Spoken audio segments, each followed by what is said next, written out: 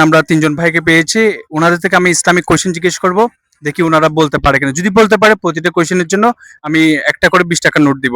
আমি গরিব মানুষ, বেশি দিতে পারবো না, একটা করে তারপর 20 টাকার নোট। আচ্ছা, প্রথমে আমার কোয়েশ্চেন হচ্ছে, কোন দেশে সবচেয়ে বেশি হাফেজ আছে? কোন দেশে সবচেয়ে বেশি হাফেজ আছে? বাংলাদেশে। Are you sure? শিওর? হ্যাঁ, বাংলাদেশ। বাংলাদেশে। আচ্ছা, ওকে, রাইট অ্যান্সার বাংলাদেশে। তারপর আমার দ্বিতীয় কোয়েশ্চেন হচ্ছে, পবিত্র কোরআন মজিদে কতজন নবী রাসূলের নাম আছে?